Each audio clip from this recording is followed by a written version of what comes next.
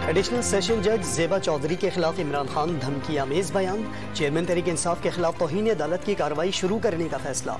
Islamabad high court का larger bench तश्कील दे दिया गया। तौहीन अदालत केस की इब्तदाई समाप्त कल होगी।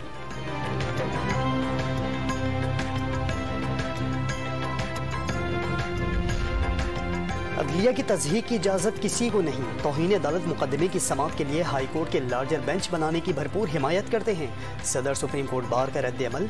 एहसन भुवन का अदालती निज़ाम को कमज़ोर करने की साजिश पर सख्त कार्रवाई का मुतालबा।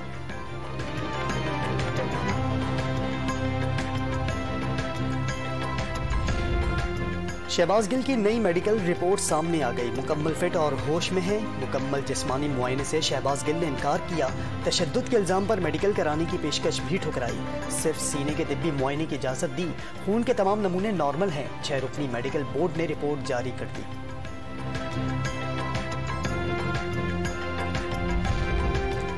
शिबली फराज को इमरान खान का नया चीफ ऑफ स्टाफ मुकर्रर कर दिया गया। पीटीआई एलामिये के मुताबिक शिबली फराज शहबाज गिल की वापसी तक कायम मुकाम चीफ ऑफ स्टाफ की जिम्मेदारियां सरअंजाम देंगे।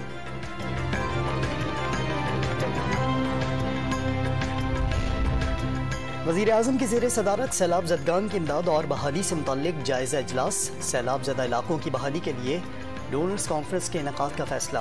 मुखय्यर हजरात से वज़ीर आज़म फ्लड रिलीफ फंड्स में दिल खोल कर एहतियात जमा कराने की अपील। वज़ीर आज़म की 40,000 खेमे और 10 लाख राशन पैकेट्स फिलफौर मुतासरा इलाकों में भेजने की हिदायत।